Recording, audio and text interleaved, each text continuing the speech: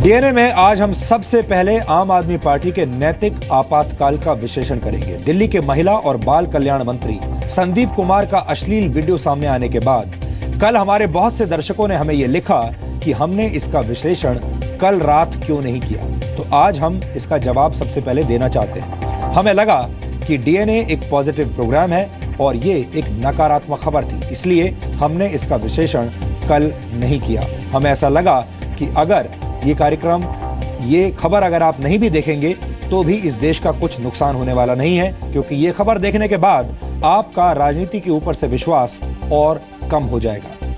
हमारे बहुत से दर्शकों ने हमें यह भी लिखा कि दिल्ली के भविष्य से जुड़ी इस खबर का विश्लेषण वो डीएनए में देखना चाहते हैं, इसलिए आज हम इस पूरी खबर का विश्लेषण आपके लिए कर रहे हैं। लेकिन आज के विश्लेषण का विषय संदीप कुमार का अश्लील वीडियो नहीं है, बल्कि आज का हमारा विश्लेषण आम आदमी पार्टी और अरविंद केजरीवाल की नैतिकता और देश की राजधानी दिल्ली के हालात पर आधारित है। यहां हम आपको यह भी बता दें कि संदीप कुमार का यह अश्लील वीडियो जी न्यूज के पास है, लेकिन जी न्यूज एक जिम्मेदार चैनल है और डीएनए एक पारिवारिक शो है, इसलिए डीएनए में इस अश्लील वीडियो की कोई जगह नहीं है। आज हम आपको यह वीडियो बिल्कुल नहीं दिखाएंगे। हम अश्लील आचरण वाली इस खबर का एक साफ सुथरा और पारिवारिक विश्लेषण करेंगे।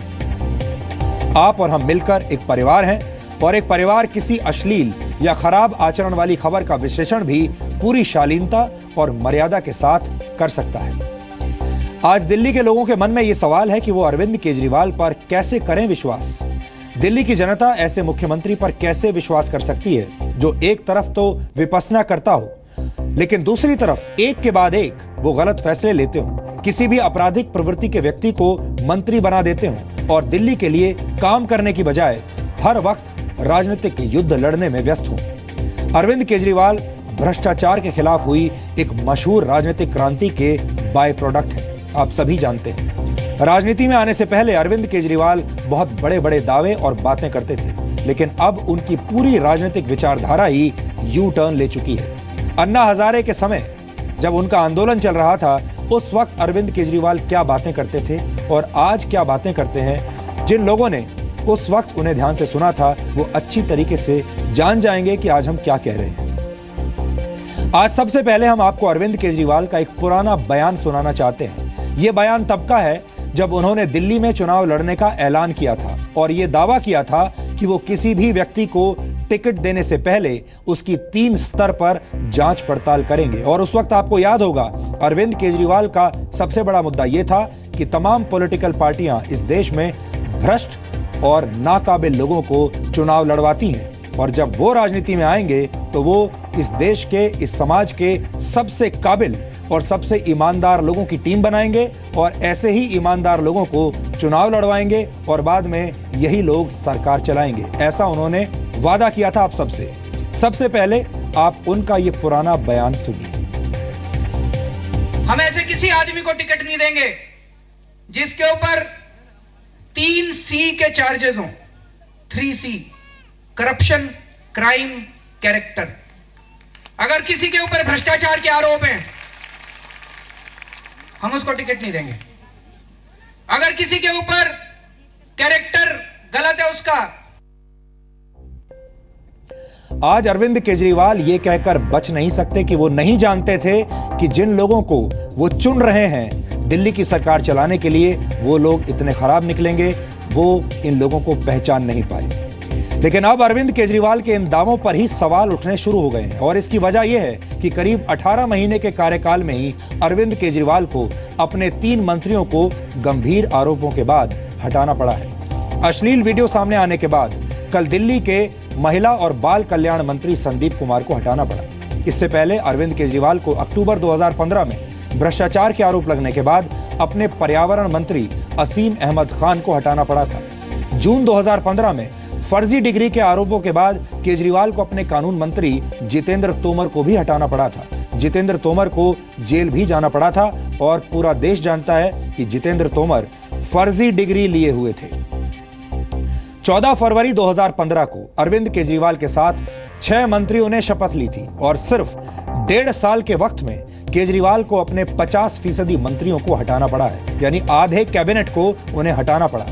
यानी केजरीवाल से अपने मंत्रियों को चुनने में कहीं ना कहीं कोई भारी गलती हुई है। इसलिए केजरीवाल के डिसीजन मेकिंग स्किल्स यानी निर्णय लेने की क्षमताओं पर अब सवाल उठ रहे हैं। इसलिए दिल्ली की जनता पूछ रही है कि बार बार गलत फैसले, आधा कैबिनेट बर्खास्त, तो फिर केजरीवाल पर कैसे करें विश्वास।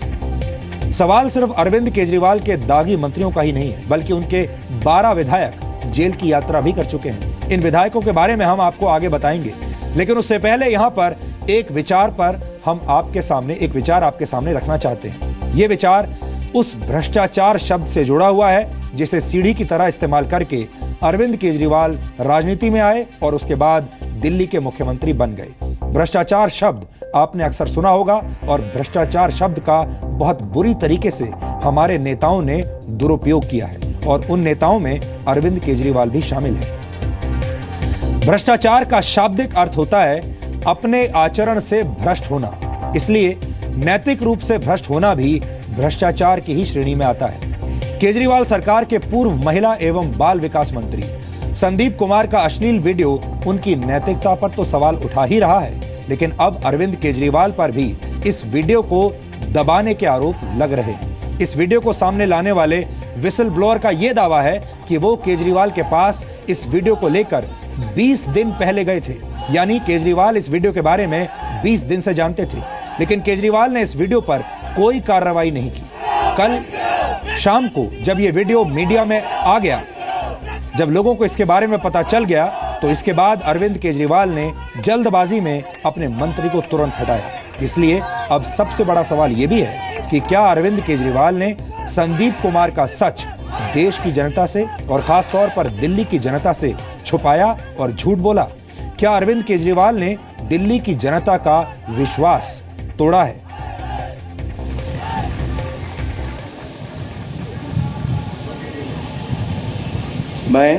मैं संदीप कुमार ईश्वर की शपथ लेता हूं कि मैं विधि द्वारा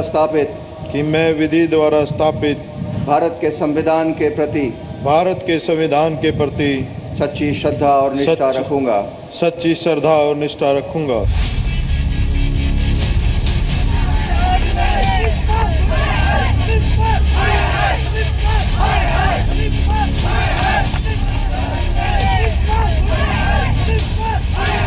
सबसे पहली बात तो ये खामियाजा मुझे भुगतना पड़ा दलित होने का।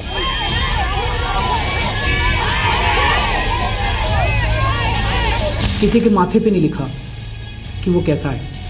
और कल जब ये इनकी सीडी आई है 8:30 बजे, आधे घंटे के अंदर हमने उनको मंत्री पद से हटा दिया।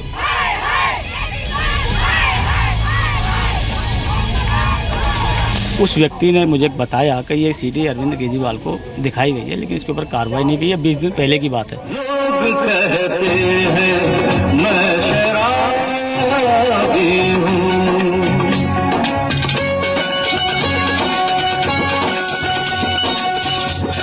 किसी पे हुस्न का जवानी का नशा।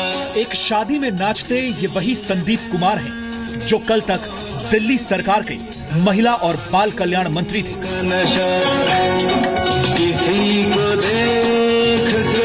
लेकिन अब एक अश्लील वीडियो क्लिपिंग और तस्वीरें सामने आने के बाद संदीप कुमार कहीं के नहीं रहे।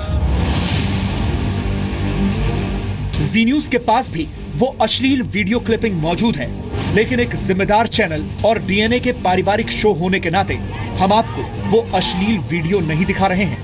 लेकिन इससे कोई फर्क भी नहीं पड़ता, क्योंकि सवाल संदीप कुमार के अश्लील वीडियो का नहीं, बल्कि आम आदमी पार्टी की नैतिकता का है। करीब 9 मिनट की इस वीडियो क्लिपिंग में संदीप कुमार एक महिला के साथ आपत्तिजनक हालत में दिख रहे हैं। इस स्कैंडल के बाद आज सुबह तक अंडरग्राउंड रहे संदीप कुमार मीडिया के सामने आए और अपनी सफाई देने के लिए सस्ती राजनीति के तमाम फंडे अपनाने लगे। सबसे पहली बात तो ये खामियाजा मुझे भुगतना पड़ा दलित होने का।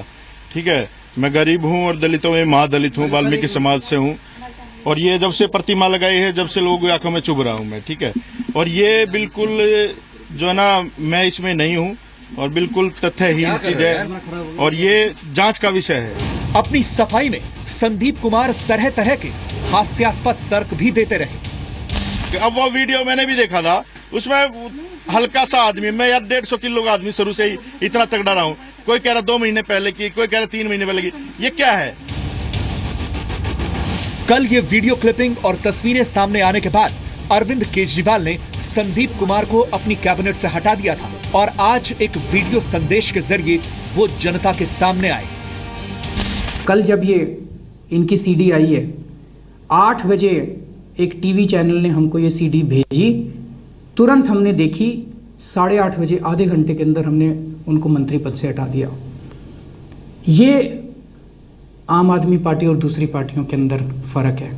आम आदमी पार्टी के अंदर किसी भी हालत में समझौता नहीं होगा। केजरीवाल साहब का दावा है कि उन्होंने 30 मिनट के भीतर संदीप कुमार पर कार्रवाई कर दी, लेकिन अब जरा इनका दावा भी सुन लीजिए। यह है सुल्तानपुरी माजरा से कांग्रेस के पूर्व विधायक जयकिशन और कांग्रेस के ही एक और लोकल नेता ओम प्रकाश। ओम प्रकाश ही इस पूरे मामले के विसिल ब्लोवर हैं। इतनी बेशर्मी आ गई है, इतनी हद हो गई है कि आज अंत हो गया है। सरकार का आज अंत है। अगर जो राष्ट्रपति ने सरकार का अंत नहीं किया तो और नंगा नाच भी सामने आएगा। केजरीवाल की सरकार बचेगी नहीं, और बच गई तो फिर नैतिकता नहीं रहेगी, फिर संविधान नहीं बचेगा। आपके चैनल के सामने मैं ये कह रहा हूँ कि इसको 15 दिन पहले ये सीडी दिखाई गई। इसने कहा उन लोगों को कि आप ये सीडी मुझे दे दीजिए। उन्होंने कहा ये आपको नहीं हम देंगे, देनी होगी तो फिर हम जिसको देनी है हमें पता है ये सीडी किसको देनी। वहाँ हमारी नहीं सुनी तो हम तो बैठ गए निराश होकर। उसने कहा जी मैं इस सीडी को केजरीवाल को दिखा के आया हूँ, वहाँ हमारी किसी बात को नहीं सुना गया है, आप इसको देख लेना, अगर कहीं आप इसको कर सकते हो तो ठीक है। तो क्या दिल्ली के मुख्यमंत्री अरविंद केजरीवाल ने 15 से 20 दिनों तक इस पूरे मामले को दबाए रखा? लेकिन सवाल यह है कि संदीप कुमार उस पार्टी के टिकट पर चुनाव जीते हैं जो बड़ी बड़ी नैतिकता का दावा करती है और जिसने टिकट देते वक्त भी कई चरणों पर अपने विधायकों की जांच करवाई थी। हम ऐसे किसी आदमी को टिकट नहीं देंगे जिसके ऊपर 3C के चार्जेस हों। 3C, corruption, crime, character. अगर किसी के ऊपर भ्रष्टाचार के आरोप हैं, हम उसको टिकट नहीं देंगे। अगर किसी के ऊपर कैरेक्टर गलत है उसका, हम उसको टिकट नहीं देंगे। लेकिन अब अपने इन्हीं बयानों को सही साबित करने के लिए अरविंद केजरीवाल कुतर्कों का सहारा ले रहे हैं। जब हम लोगों को टिकट देते हैं तो उनकी 3 स्तर के ऊपर खूब जांच कराते हैं कि भाई इसकी इमेज कैसी है, इसने कभी गड़बड़ तो नहीं की थी। लेकिन फिर भी किसी के माथे पे नहीं लिखा कि वो कैसा है। सारी जांच कराने के बाद भी या तो ये हो सकता है कि कोई चीज छूट जाए, तो कोई क्या करेगा अपने बेटे के बारे में नहीं पता कि बेटा बड़ा होके क्या करेगा, गलत काम करेगा नहीं करेगा, किसी का क्या भरोसा। अरविंद केजरीवाल ऐसे ही कुतर्कों के सहारे अब अपने मंत्री की वजह से लगे दाग को धोने की कोशिश कर रहे हैं, लेकिन सवाल जिम्मेदारी का है। जी, मेरिट में जाए बगैर मैं सिर्फ इतना कहना चाहता हूं कि जब 6 में से 3 इनके मंत्री खुद हटाए गए अलग अलग इतने संगीन चार्जेस की वजह से, तो इसकी जिम्मेवारी भी तो किसी की होनी चाहिए। इन लोगों में से किसी की भी कोई लंबी राजनीतिक जीवन नहीं है कि जिसको लोगों ने बार बार चुन करके भेजा, तो इनको तो सीधे हैंड पे केजरीवाल जी ने किया है। प्रशांत भूषण और मेरे लाख मनाने के बाद, बार बार कहने के बाद जब उन बातों पे ध्यान नहीं दिया, और अरविंद साफ कहा करते थे योगेंद्र जी क्यों इतनी हाई मोरालिटी की बात करते हैं, चुनाव में तो ऐसे ही लोग जीतते हैं, आप बार बार ये सवाल क्यों उठाते हैं। आज समझ आता है कि ऐसे सवाल उठाने की क्यों जरूरत थी। केजरीवाल तब एक्ट करता है जब बिल्कुल मीडिया में खुलासा होने का एकदम तुरंत बात हो, या फिर जब डिनायबिलिटी ना रह जाए तब जाकर एक्ट करता है। तो इसलिए मुझे कोई आश्चर्य नहीं होगा अगर केजरीवाल के पास 15 दिन पहले ये सीडी या इस तरह की कंप्लेंट्स आ चुकी थी और फिर भी उन्होंने कोई एक्शन नहीं लिया। मैं समझती हूँ राजनीति में या पब्लिक लाइफ में ये उचित नहीं है कि अपने आप को सब कुछ ठीक करना। आप ही के तो 3 मिनिस्टर्स हैं, आप ही ने सेलेक्ट करे थे, 20-21 इनके MLAs भी फंसे हुए हैं, तो भी तो सिलेक्शन तो आप ही का था। तो बाकी पार्टीज जो हैं सिलेक्शन से पहले सोचती हैं, ये सिलेक्शन के बाद सोच रहे हैं। जो भी रेलेवेंट पनिशमेंट होना चाहिए ऐसे काम के लिए वो होना चाहिए। उनके तो विमेंस कमीशन भी है, विमेंस कमीशन तय करेगी जो भी करे।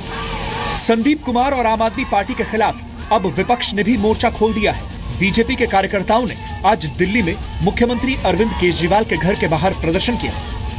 सुल्तानपुरी में संदीप कुमार के दफ्तर और घर के बाहर स्वराज अभियान के कार्यकर्ता सड़कों पर उतरे। हमारी मांग है, इस्तीफे से कुछ नहीं होगा। पूरी दिल्ली पानी की आंखों में पानी की तरह से शर्मसार है।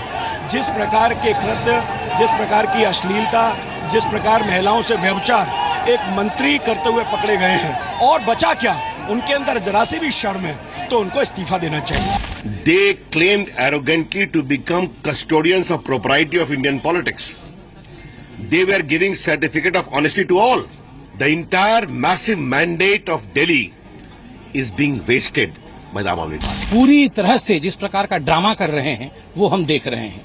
चुनाव से पहले वो कह रहे थे कि हम जो है एक एक व्यक्ति को परख कर उसको टिकट देंगे, और हमने एक एक व्यक्ति को परख कर 70 लोगों को टिकट दिया है, और उसमें से 6 लोगों को, 6 नगीनों को, 6 हीरो को चुन के हम उसमें से मंत्री बनाएंगे। 6 हीरो को, 6 नगीनों को उन्होंने मंत्री बनाया। जब नगीनों का ये हाल है तो बताइए वो 70 बाकी जो एमएलए हैं उनका क्या हाल होगा। कुल मिलाकर बड़े बड़े नैतिक दावे करने वाले अरविंद केजरीवाल अब सवालों के घेरे में हैं, और सभी यही पूछ रहे हैं कि क्या केजरीवाल ने दिल्ली का विश्वास तोड़ा है। दिल्ली से प्रमोद शर्मा के साथ अनुराग ढांडा, जी मीडिया।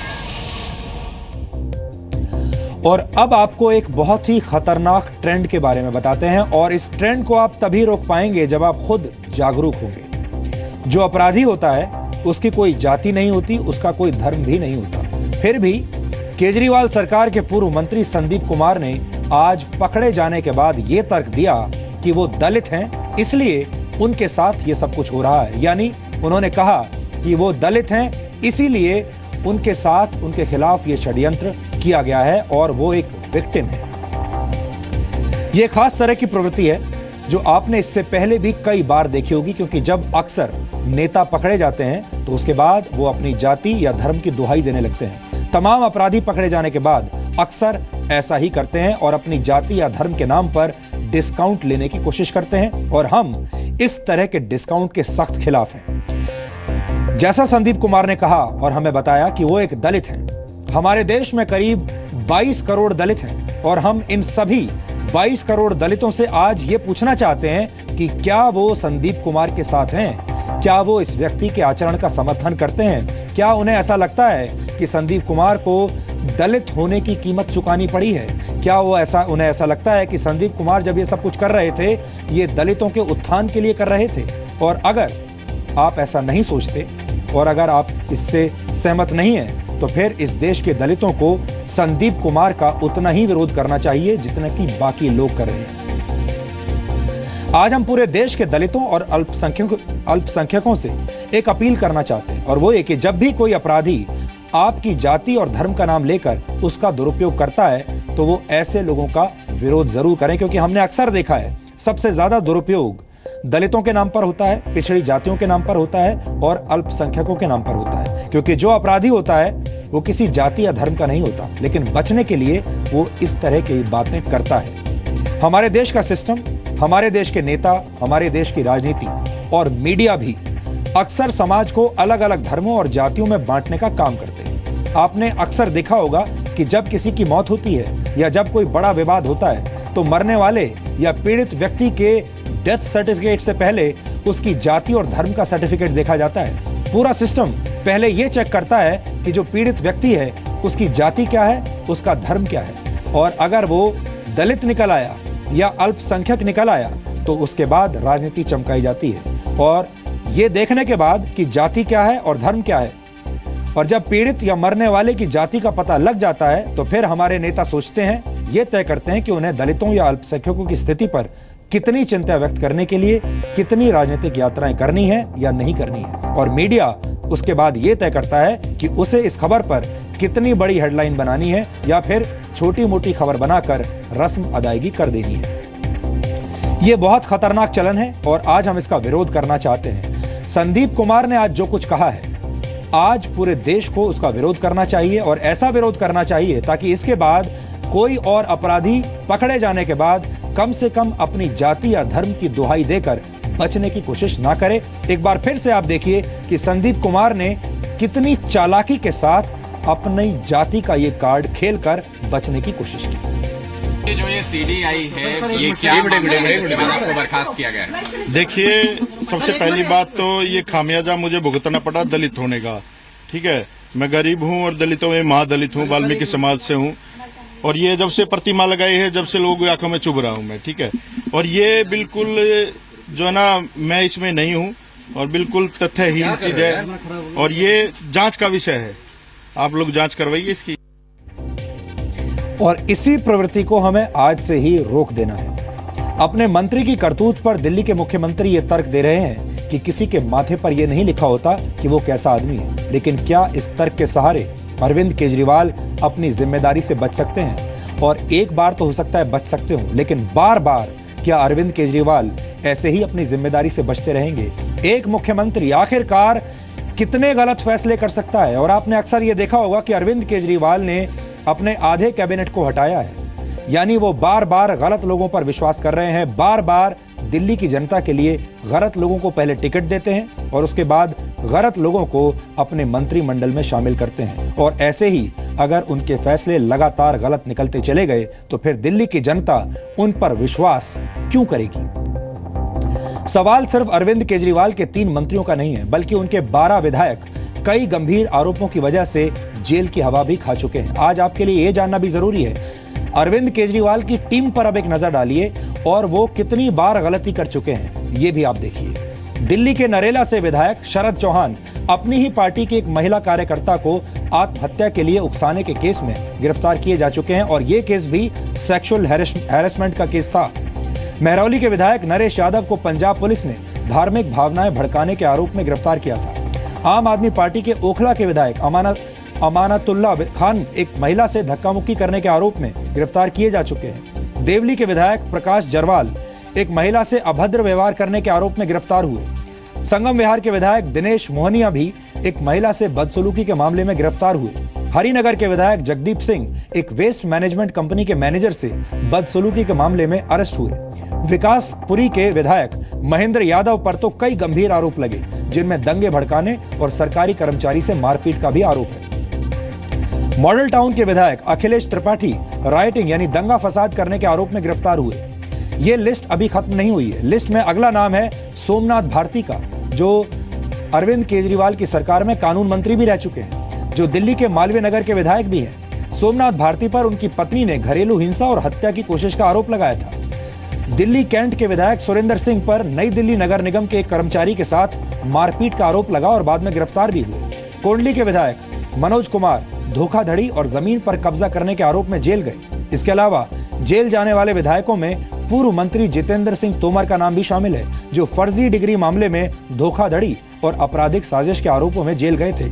और ये वही व्यक्ति हैं जो कि दिल्ली के कानून मंत्री भी थे। अब आप अंदाजा लगाइए कि कानून मंत्री ऐसे व्यक्ति को बना दिया जो खुद फर्जी डिग्री लिए हुए हैं। ये आम आदमी पार्टी के वो विधायक हैं जो जेल जा चुके हैं। यानी महिला कल्याण विभाग ऐसे व्यक्ति को दे दिया जो महिलाओं का शोषण कर रहा है। कानून मंत्रालय ऐसे व्यक्ति को दे दिया जो खुद फर्जी डिग्री लिए हुए हैं। और चुनाव में टिकट ऐसे लोगों को दे दिए जिन पर तमाम तरीके के आरोप या तो पहले लगे थे और या विधायक बनने के बाद उनके दिमाग खराब होने शुरू हो गए। और आरोप आपने देखे होंगे, मारपीट से लेकर सेक्सुअल हैरेसमेंट से लेकर रिश्वत लेने से लेकर जमीन पर कब्जा लेने तक कोई ऐसा आरोप नहीं है जो ना लगा हो।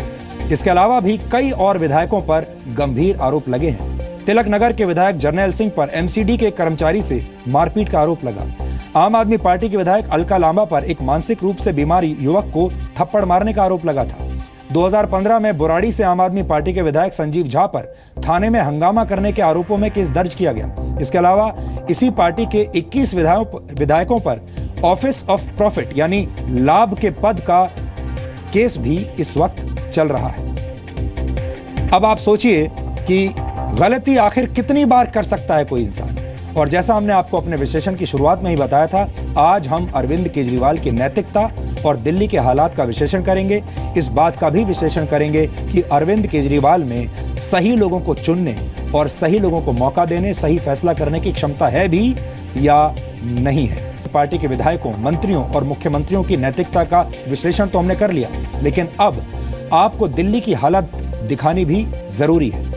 अरविंद केजरीवाल सिर्फ नैतिक दावों के दम पर ही सत्ता में नहीं आए थे, बल्कि उन्होंने दिल्ली की जनता से कई बड़े बड़े वादे किए थे। उन्होंने कहा था कि दिल्ली को सुधार देंगे, उन्होंने कहा था कि दिल्ली के लोगों का जीवन बदल देंगे, लेकिन हमें बड़े दुख के साथ कहना पड़ रहा है कि इनमें से ज्यादातर वादे पूरे नहीं हुए। उनका सबसे बड़ा वादा तो ईमानदारी का था। उनके विधायक और मंत्री कितने ईमानदार हैं, उनके आचरण कैसे हैं, ये तो आपने देख लिया। उन्होंने दिल्ली की जनता से कुछ दूसरे वादे भी किए थे। अब दूसरे वादों का एक रियलिटी चेक कर लेते हैं। अरविंद केजरीवाल का चुनावी वादा था कि उनकी सरकार बनने के बाद लंदन की टेम्स नदी की तर्ज पर दिल्ली में यमुना का उद्धार किया जाएगा और इस नदी की लगातार सफाई की जाएगी। लेकिन 1.5 साल से ज्यादा का वक्त बीत जाने के बाद भी दिल्ली सरकार ने अभी तक यमुना रिवाइवल की सिर्फ एक योजना ही तैयार की है, यमुना को अभी तक छुआ भी नहीं है। अरविंद केजरीवाल का दूसरा बड़ा वादा था दिल्ली में 2 लाख शौचालयों का निर्माण करवाना, जिसमें से 1 लाख शौचालय महिलाओं के लिए बनाए जाने थे। लेकिन इस घोषणा पर भी कोई खास काम नहीं हुआ। दिल्ली सरकार ने अगले साल मार्च तक दिल्ली की झुग्गी झोंपड़ियों में 17,000 शौचालय बनाने का लक्ष्य रखा है। जाहिर तौर पर अरविंद केजरीवाल की सरकार की रफ्तार फिलहाल तो बहुत धीमी है। तीसरी घोषणा दिल्ली के सीवेज नेटवर्क को लेकर थी। उन्होंने दावा किया था कि सरकार में आने के बाद वो दिल्ली का हर घर सीवरेज नेटवर्क से कनेक्ट कर देंगे, लेकिन उनके दावों की पोल कल आपने देखा होगा दिल्ली में हुई बारिश ने एक ही बार में खोल दी थी, जिसका विश्लेषण हमने कल विस्तार से किया था। दिल्ली की अनऑथराइज्ड कॉलोनीज में सीवरेज सिस्टम के काम के लिए 2019 की टाइमलाइन रखी गई है। अब देखते हैं 2019 तक कितना काम होता है। अरविंद केजरीवाल ने दिल्ली में 500 नए स्कूलों के निर्माण का वादा किया था, लेकिन नए स्कूल बनाने की बजाय दिल्ली सरकार ने सिर्फ 8,000 नए क्लासरूम्स बनाए हैं। और आप खुद अंदाजा लगाइए, अगर 5 साल में करीब 500 स्कूल बनाने हैं तो आप सोच लीजिए कि हर दिन कितने स्कूल तैयार करने पड़ेंगे। इस हिसाब से अगर आप अंदाजा लगाएं तो औसतन हर तीसरे दिन एक नया स्कूल बनाना पड़ेगा, तब 500 स्कूल तैयार होंगे। क्या आपको लगता है कि अरविंद केजरीवाल हर तीसरे दिन भी क्या, हर हफ्ते या हर महीने में भी एक स्कूल बना सकते हैं? और अगर नहीं बना सकते तो फिर ये जो वादा उन्होंने किया था, ये वादा अनरियलिस्टिक था। अरविंद केजरीवाल का एक और बड़ा वादा दिल्ली को फ्री वाईफाई जोन बनाने का था, यानी लोगों को फ्री वाईफाई दिया जाएगा। लेकिन फ्री वाईफाई को दिल्ली के लोग आज भी खोज रहे हैं और देख रहे हैं कि ये फ्री वाईफाई कहां आता है। अभी सिर्फ ये दावा किया जा रहा है कि 2016 में के अंत तक पूर्वी दिल्ली के 500 जगहों को हाई स्पीड वाईफाई जोन से जोड़ा जाएगा, उन्हें बनाया जाएगा। अब आप खुद सोचिए कि अरविंद केजरीवाल ने कैसे कैसे लोगों की टीम बनाई है और वो टीम दिल्ली का विकास करने में कितनी सक्षम है और दिल्ली का विकास करने में उनकी दिलचस्पी कितनी है। जो लोग अरविंद केजरीवाल की पसंद हैं, उन्हें देखकर उनकी अपनी सोच और निर्णय लेने की क्षमता का पता चलता है। दिल्ली के लोग अरविंद केजरीवाल की इसी क्षमता पर अब सवाल उठा रहे हैं, क्योंकि ये सवाल बहुत बड़ा है। अगर मुख्यमंत्री ने तमाम तरह के गैर जिम्मेदार लोगों को, आपराधिक प्रवृत्ति के लोगों को अपने कैबिनेट में भरना शुरू कर दिया, उन्हें महत्वपूर्ण पदों पर बैठाना शुरू कर दिया, तो फिर दिल्ली की जनता क्या करेगी? क्या वो 5 साल तक ऐसे ही ये सब होते हुए देखती रहेगी? आप ये भी जानते हैं कि अरविंद केजरीवाल बार बार दिल्ली को पूर्ण राज्य बनाने की मांग करते रहे। आपने ये अक्सर देखा होगा, वो कहते हैं कि मुझे पूरा कंट्रोल चाहिए, सारे फैसले करने की शक्ति उन्हें चाहिए। वो ये भी कहते रहे हैं कि दिल्ली पुलिस का कंट्रोल भी उन्हें ही चाहिए। अब आप सोचिए कि अगर दिल्ली को पूर्ण राज्य का दर्जा दे दिया जाए और दिल्ली से जुड़ी सारी प्रशासनिक शक्तियां दिल्ली के मौजूदा मुख्यमंत्री अरविंद केजरीवाल को मिल जाएं, यहां की पुलिस भी अरविंद केजरीवाल को मिल जाए, तो फिर दिल्ली की क्या हालत होगी। और ये जो विधायक जिनके बारे में हमने आपको बताया, ये जो मंत्री जो कुछ कर रहे थे, क्या इनके खिलाफ कभी भी कोई एक्शन हो पाएगा? ये एक बहुत बड़ा सवाल है। और अब आप अंदाजा लगा सकते हैं कि अगर ऐसा हो गया तो दिल्ली की क्या हालत हो सकती है। लेकिन एक बहुत बड़ा नैतिक सवाल जो अरविंद केजरीवाल से इस वक्त पूछा जा रहा है, वो ये है, जिसके बारे में उन्हें बताना चाहिए कि अगर ये सीडी उन्हें 20 दिन पहले मिल गई थी तो उन्होंने ये कार्रवाई 20 दिन के अंदर क्यों नहीं की, उसी दिन क्यों की जब ये खबर मीडिया में आ गई थी। ये एक बहुत बड़ा सवाल है और ये एक नैतिक सवाल है। भ्रष्टाचार, कई बार हम ये बात करते हैं, कई बार ये बहस होती है कि कुछ चीज़ें होती हैं जो अवैध होती हैं और कुछ चीज़ें ऐसी होती हैं जो अनैतिक होती हैं। हो सकता है ये झूठ बोलने पर कोई अपराध कानून की किताब में ना माना जाए, ये हो सकता है अवैध ना हो, लेकिन ये अनैतिक जरूर है।